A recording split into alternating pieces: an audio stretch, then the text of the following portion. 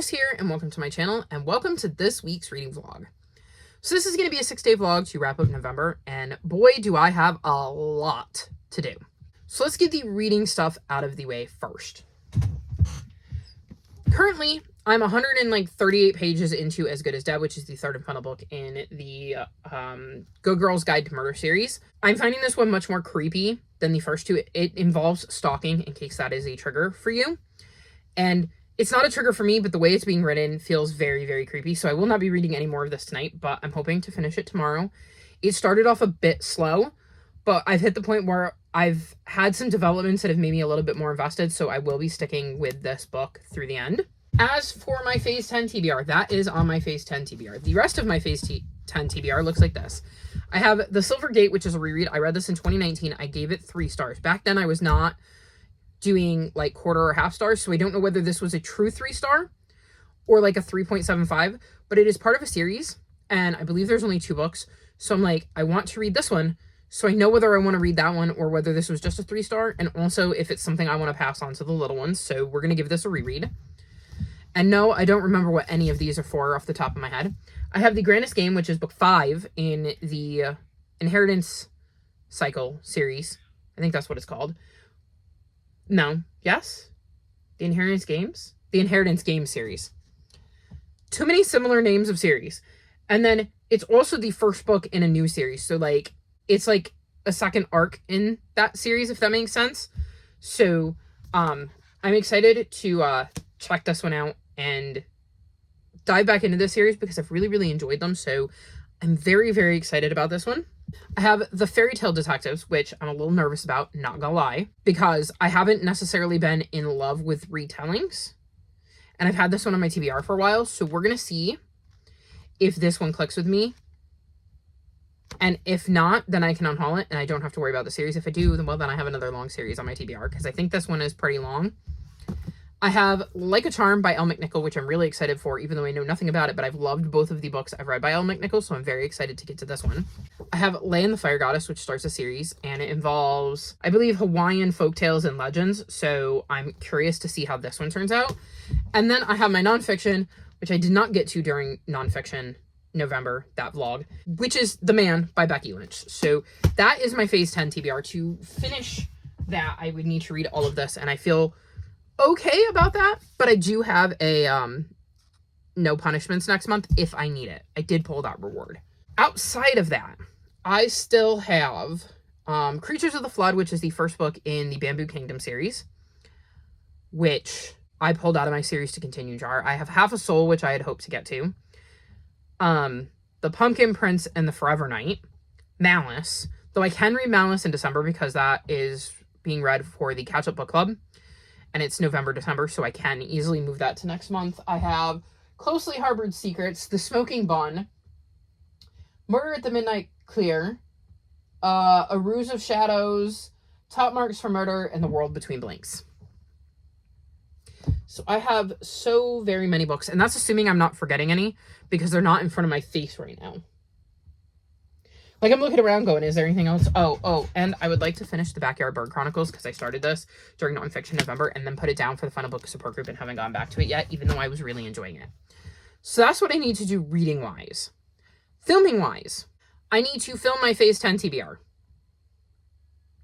I need to film my Reindeer Readathon TBR. And then I need to edit and upload those. Also, at some point, I do need to film September and October's book hauls. I also, because I'm a dunderhead, need to film clips for Vlog 172, which is the first week of November. And here we are in the last week. I'm doing great, guys. Just fantastic. And film a clip for my nonfiction November vlog, because I accidentally deleted them. And so I want to at least tell you a little bit about the books that I read. The nonfiction November one should be easy once I rewatch it, because I checked in every day, so I should know exactly what I need to update you on, and it should basically be one book.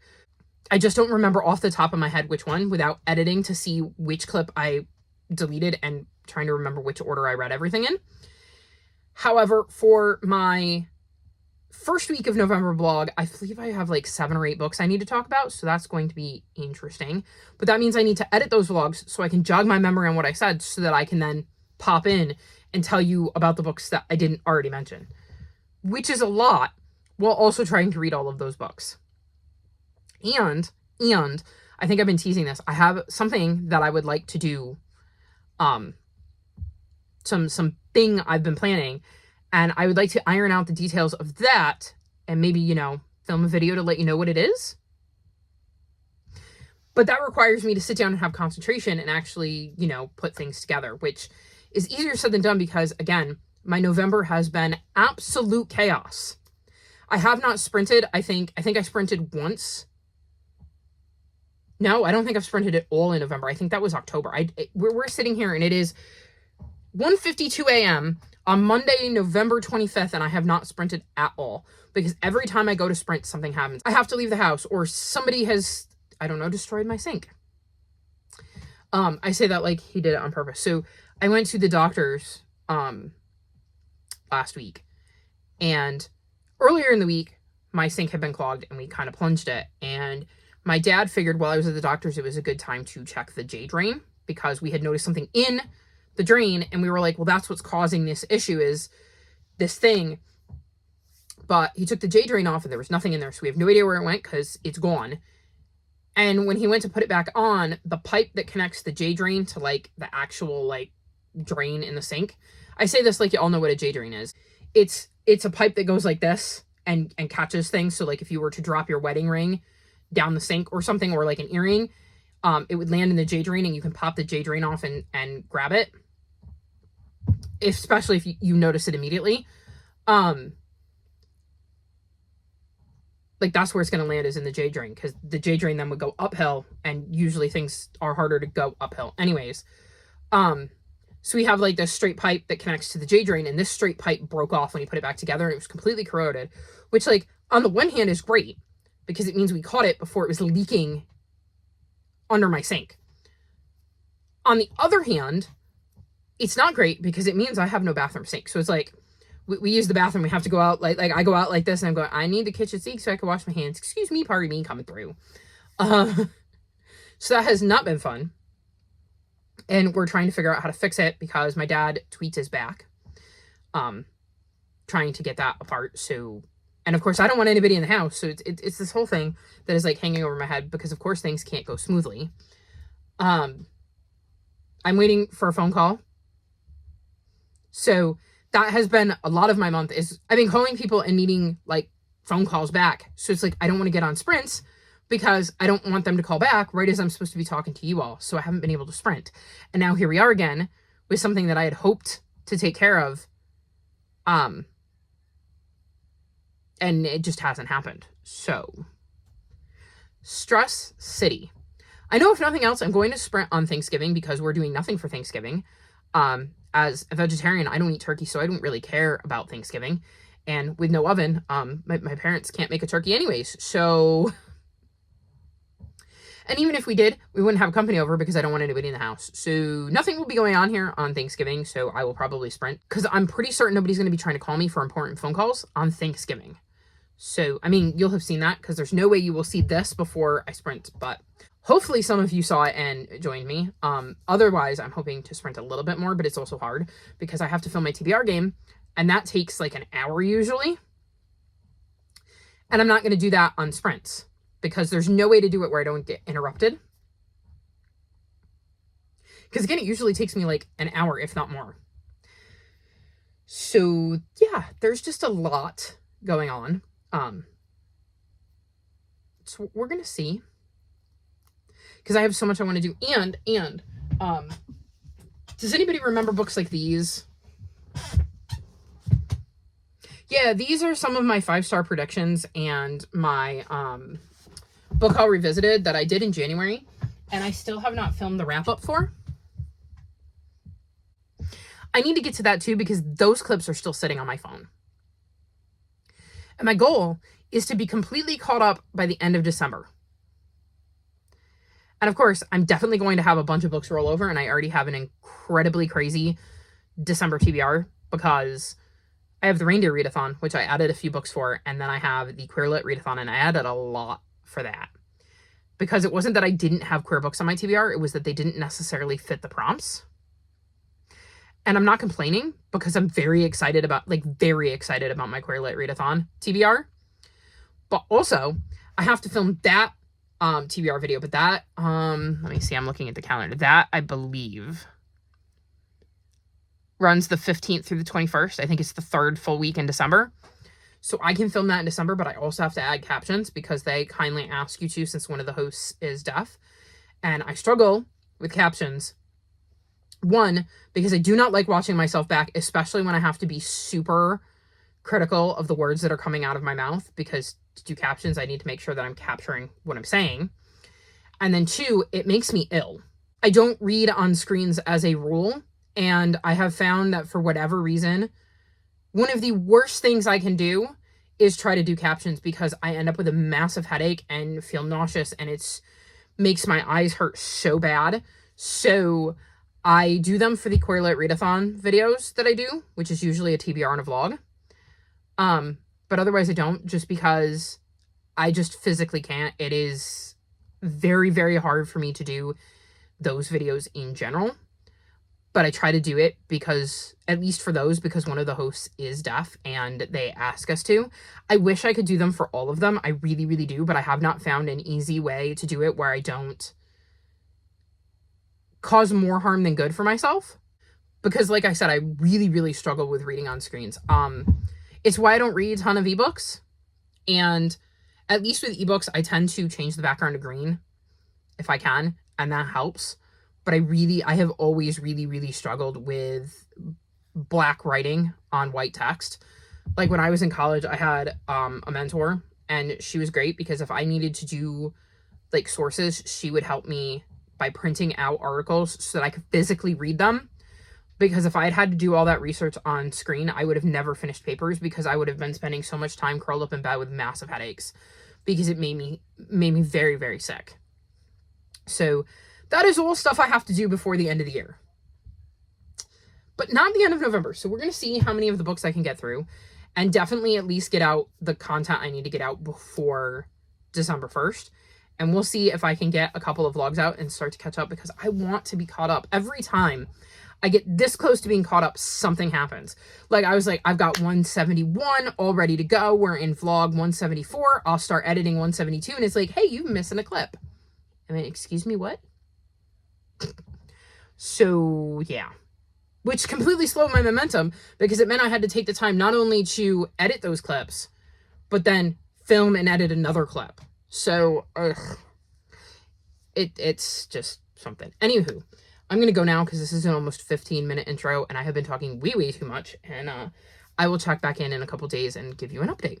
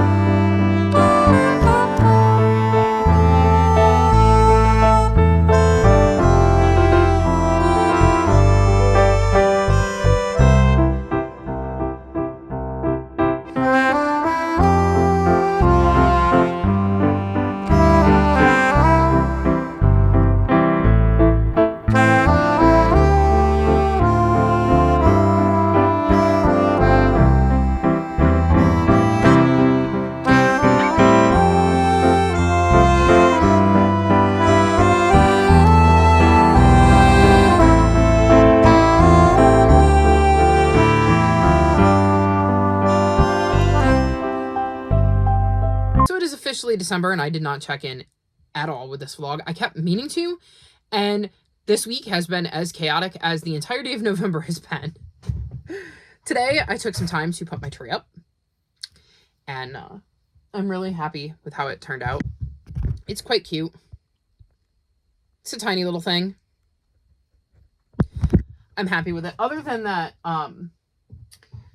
Donner already stole one of my ornaments off, and like I think she might have eaten the string, which is really annoying. So one of my birdies that I had on my tree is not on my tree right now because it has no string. So I'm a little frustrated with that. But other than that, I really like my tree, and I like how it came out. Those boxes of books that are just sitting around my room are working great as a tree stand. So it's high enough that y'all can see it. I may have to switch things around. I have 3 boxes of books, and one of them has a cat bed on it, and the other 2 are like stacked on top of each other so that I can get the tree. So I might switch the tree over here, so because I'm like squashed over here, I think it'd be better for the background of my videos. And of course, she is here. She is not the tree eater. Well, the ornament eater. So other than that, I did a lot of reading. I've done a lot of filming. I've done a lot of editing. Trying to plan out so I can catch up before the end of December, which we'll see if that actually happens.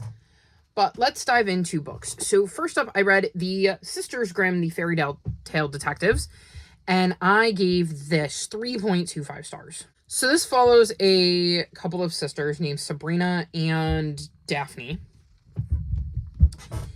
And they go to live with their grandmother, and she's wrecking. Please don't knock my phone. You already did that during the Phase 10 game. Come on. Ooh. She legitimately knocked my phone on the floor. I was terrified. Because I was using my old phone because there's only so much room in the memory on this one. And I have taken the case off of that old one, and I was worried she had smashed it. Anywho, these girls go to live with their grandmother. They've kind of been in and out of, like, foster homes or orphanages. And I believe it's Sabrina's the older one. Doesn't necessarily trust this woman who says she's their grandmother, and then some strange things start to happen, and they find out that they're descendants from the famous brothers Grimm. This would be so much easier if she wasn't trying to help. And they realize all of these fairy tales that they heard were true, and a giant kidnaps their grandmother, and they have to kind of go after her. So the reason this gets 3.25 stars is because it took me ages to get into this. And I think it was more because of the attitude of the girls and the way I didn't like how they reacted to certain things, and certainly not the way they treated other characters, especially I think it's Sabrina that's the older one.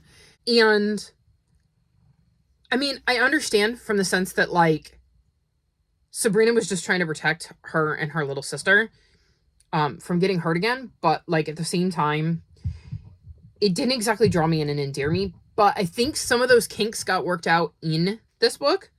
So I'm going to read book 2 before making a decision on the series, because I think it might be one of those things where now that the world is set up, I might enjoy it more. I'm definitely willing to give this series a second chance, so we'll see, but it probably won't be until it comes out of my TBR jar.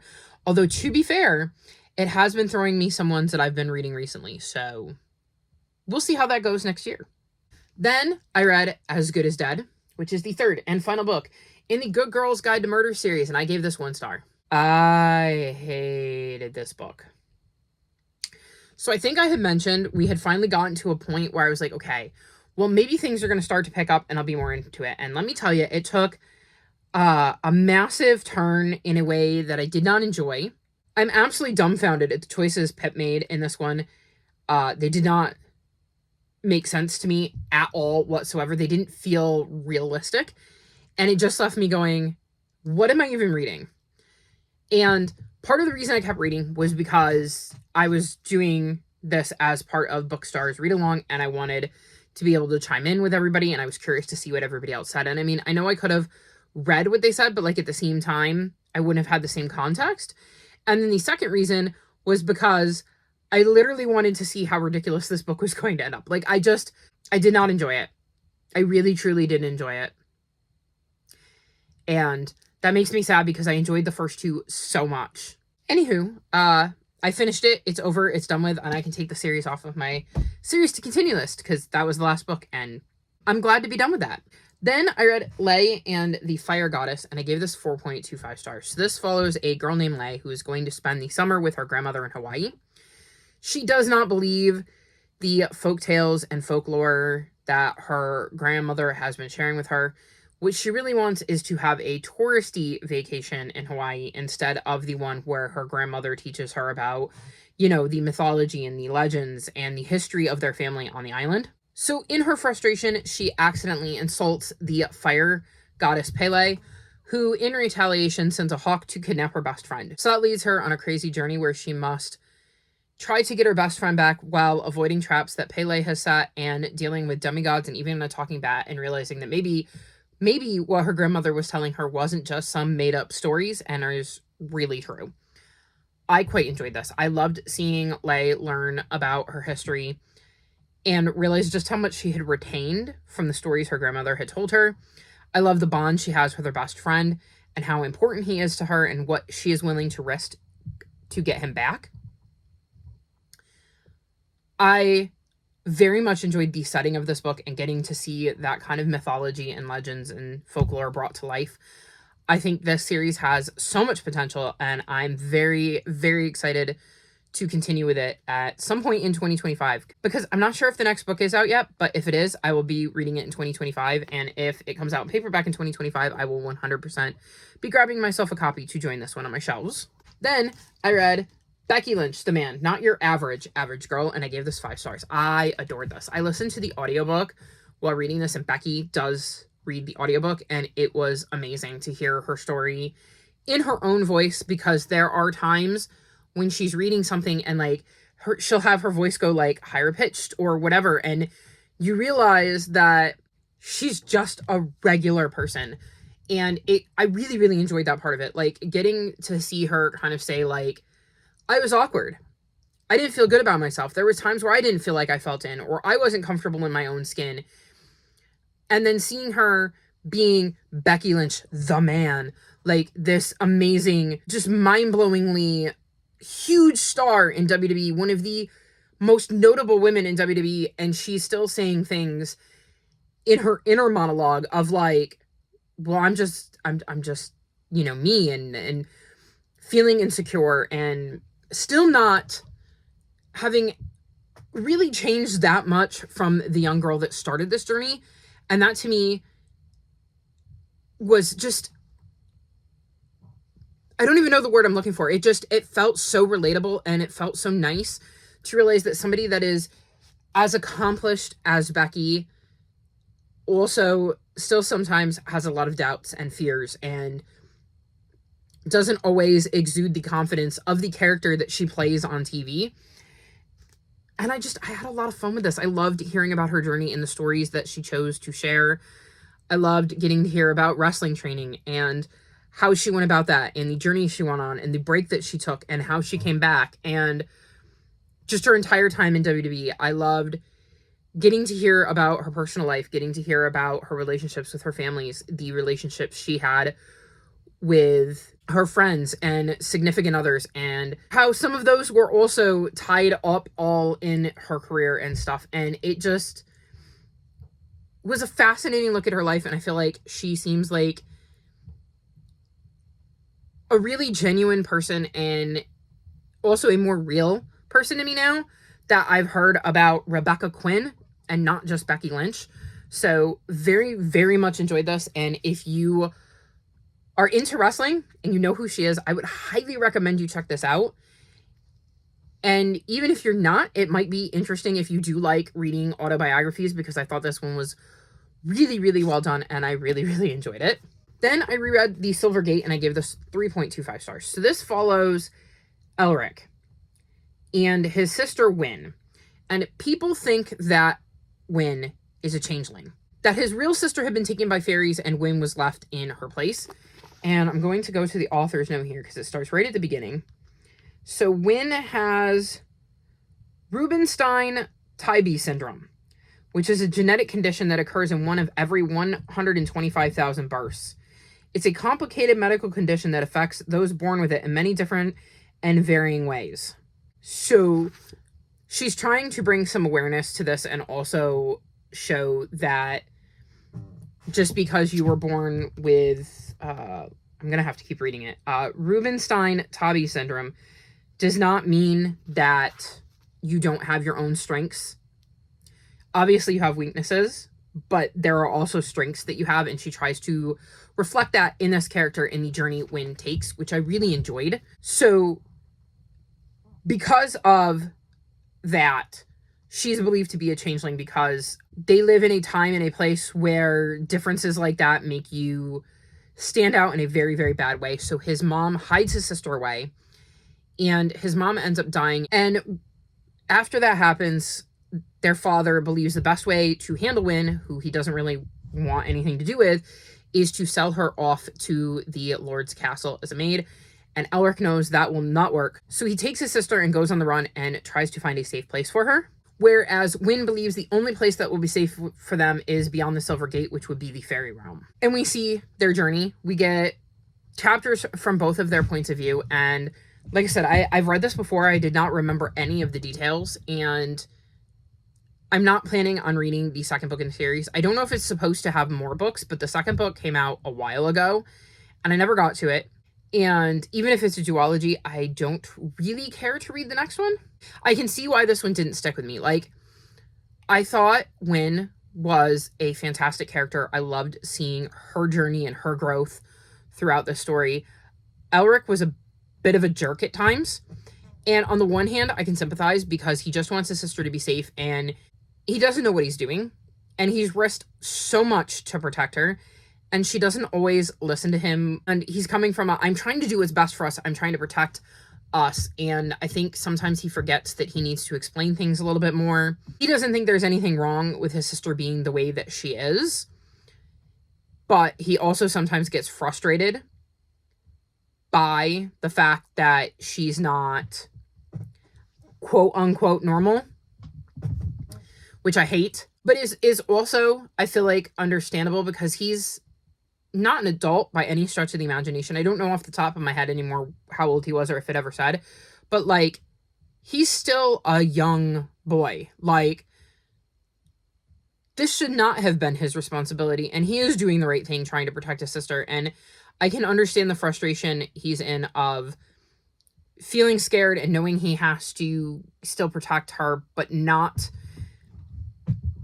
necessarily being able to do it right, or maybe realizing the strengths that she has and realizing that maybe he doesn't need to be as protective, or maybe there's a better way to go about things, especially given the circumstances of them being on the run. Like, he doesn't have always the time to be patient, or he feels like he doesn't have the time to be patient. So I can understand it on one hand, but there were a bunch of scenes where I was just really, really frustrated with him and did not enjoy the way he was treating his sister. So I'm perfectly happy to leave it where it is. I can see why I never picked up the sequel. So this is a series I can very easily DNF, and this is a book I can very easily unhaul for sure this time, because I have no interest in reading the sequel, so I won't have to reread this one again. Then I read Rebellion of the Lost, which is the second book in the World Between Blanks series, and I gave this 4.25 stars. So this follows cousins Marisol and Jake, and in the first book, they find themselves slipping into the world between blanks where, like, lost things go. They end up back in the world between blanks, a place they never thought they'd see again after book one, and things are bad. Things are very, very bad there, and they realize that they have to help save their friends and the world between blanks from the administrator because he has gone way, way too far. I had quite a lot of fun with this one. This one definitely kept me engaged. I really enjoyed getting to see Marisol and Jake's journey in this one because it's a little bit different to last time, and they interact with some interesting people this time that they didn't get to last time. I also loved seeing the return of some friendly faces from the first book, and I thought the way this book kind of came together and how they had to go about solving things was quite interesting. It was a twist I didn't see coming, but one that I absolutely loved. So I really, really enjoyed that. And I hope that Amy Kaufman and Ryan Groden decide to write more in this world because I really, really enjoy the relationship the characters have developed and the world between blinks, and I would love to see more of it in future books. So I had a really good time with this, and it catches me up on a series, which I'm trying to get as many of those in before the end of the year as I can. And I say that, as I'm going to mention, I read Like a Charm, which is the first book in the Like a Charm series, so I started a series, but I gave this 5 stars. This is by Elle McNichol, and I've loved every book of hers I've read, and this really, truly is no exception. This follows Ramya, and she has dyspraxia, more formally known as developmental coordination disorder. It affects motor skills and processing. So we get to see a character dealing with something I've never even heard of before this book, which I absolutely love. So the book kicks off with Ramya when she's younger, and her parents are throwing this party, and this woman is there, and Ramya just gets really bad vibes and refuses to apologize when she's rude to this woman, which makes her parents very angry, causes a fight between her parents and her grandfather, who's there and tries to defend her. And she never sees her grandfather again because her mom sends him away and says, I want nothing to do with you.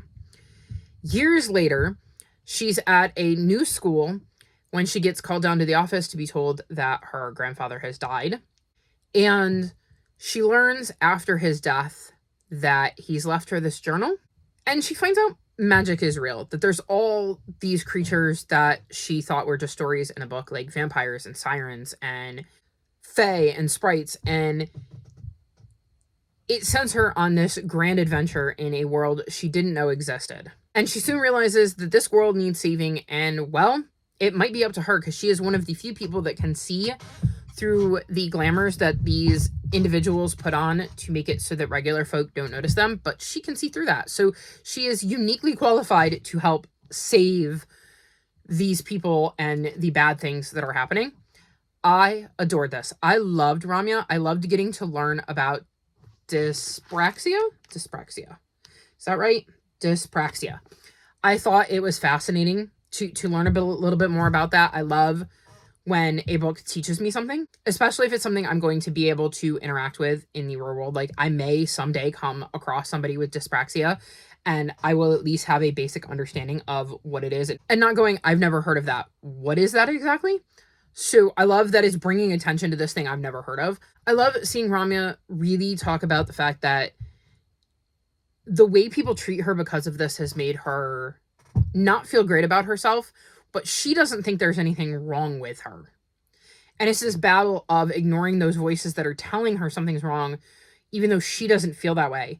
And I thought that was so relatable.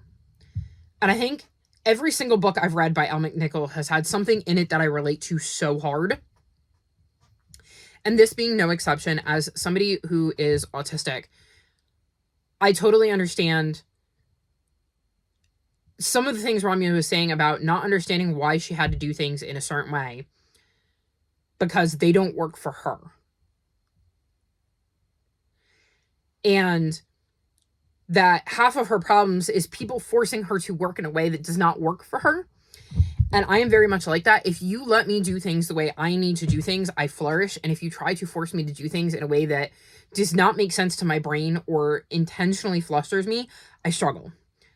And like I said, I related to that so hard, and I felt so seen, even though we're neurodivergent in different ways. So I thought that was super important in this fantastical novel to have a main character who is neurodivergent and showing that it is okay to have your brain work differently than what neurotypical people do and what might be considered the normal way of thinking or having a brain work, because I would have loved to have a character like this as a kid that I could relate to and go, okay, hey, it's not just me. Even though, like I said, the things we've had to deal with are different. They're still similar enough that I saw some of myself in Ramya. I love the relationships that she builds in this one and how they come about. I am absolutely fascinated by the magic in this world and the mythical beings we've heard about, and trying to see the difference between, okay, here's what they are considered in this world, Ramya's world, And here is the stories that have been told about them and seeing the differences and the similarities between those two things. I feel like there is so much more to be told in this world that I have already requested book 2 from the library because I want it, I need it. And I have a million books on my December TBR, but Like a Curse, I believe, is the second one. And that has shot to the top of my need to read list in December because I need to know what happens next, because I just adored this book so much. If you have not picked up an Elle McNichol book, I highly recommend them because they're so amazing. And they do such a great job at bringing neurodivergent rep to the forefront and bringing these characters to life. And I've absolutely loved all 3 books I've read by her. I've read A Kind of Spark and Show Us Who You Are, and now Like a Curse. So she has become officially an auto-buy author for me. I have to have all of her books because they're just amazing and I love them. And seriously, check her out if you haven't. And then the last book I read is The Grandest Game, and I gave this 4.5 stars. So this is, I'm calling it the 5th book in the Adherence Games series, but it is also the 1st book in the Grandest Game series. So this is like a second arc in the Inheritance Games world. This book follows the Inheritance Games, so I wouldn't suggest you read this before you read the 4 books in that series, which is why I'm calling it book 5, because it feels like a continuation. The difference is that we have completely different POVs than we had in the Inheritance Games series. And we're basically seeing our 3 POVs, who I will not mention their names just because of potential spoilers for the greater series, but we're following them as they compete in the Grandest Game and try to win this game contest that they're playing. I am very intrigued. I thought that the 3 POVs are very intriguing. I liked seeing the differences in their personalities, and all 3 of them, like I said, are part of the Grandest Game, and there are other contestants too. And it is interesting to see them kind of solve the puzzles, try to figure out who else is there and why, what their backstories are and stuff like that. I'm trying not to give anything away, and it's really hard to talk about this because of the implications for the rest of the series. But there is some intriguing things going on with our 3 main characters, and I'm very curious as to where things are going to go. There were some crazy twists and turns in this one that I really enjoyed, and I'm massively invested in this series and cannot wait for the next one. On the one hand, I'm glad that I actually read this one in a somewhat timely manner because I had the Brothers Hawthorne for over a year before I read it, because I read it a few months ago. And then on the other hand, I'm not happy that I read this because the next book for this doesn't come out until July of next year, so I kind of have to wait. Which sucks. So, on the other hand, I need to know what happens in the next book, like, now. So, that sucks. But it is nice to be able to say I actually read it in the year I bought it instead of waiting over a year to read it. So, there is that. Either way, I'm massively invested in where this is going and cannot wait to pick up the next book in the series when it comes out next year, and I would not be surprised if it's on my August TBR. So that was my week. I'm pretty happy with that. That is the entirety of my Phase 10 TBR. Listen, y'all, I filmed Phase 10, and I was completely unsure if I was going to finish it or not. Honest to goodness, I had no idea whether it was even possible, feasible, and yet this was the last book I needed to finish, and I did it.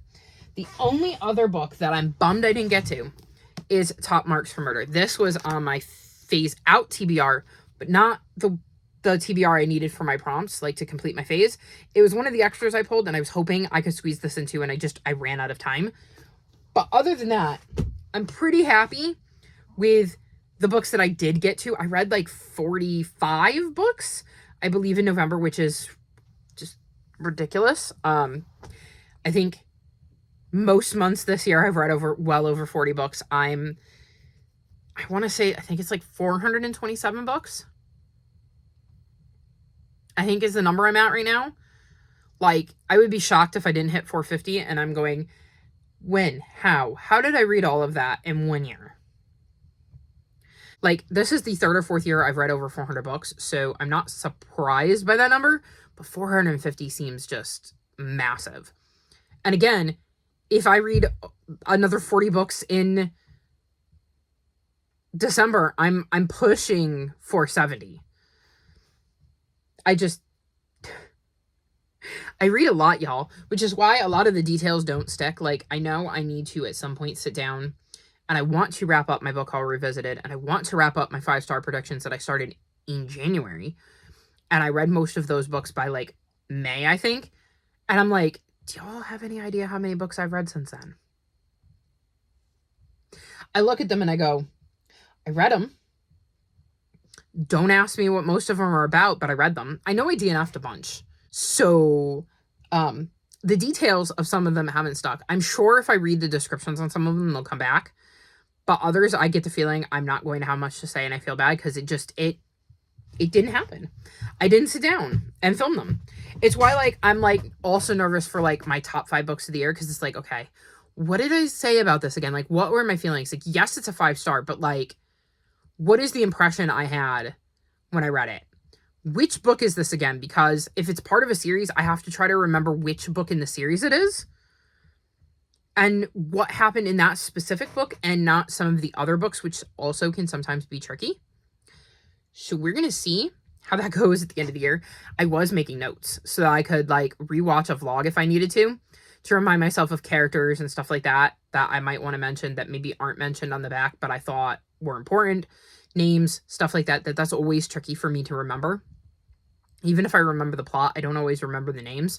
So we're going to see how that goes. I have to sit down and work on that at some point. And then I have the thing that I'm working on. The big secret thing. And I really, really, really need to get on that. Because that kind of needs to come out. So we'll see. There's a possibility that you know what I'm talking about now because that video has come out before this one does. Because y'all know how great I am about editing. But we're going to see.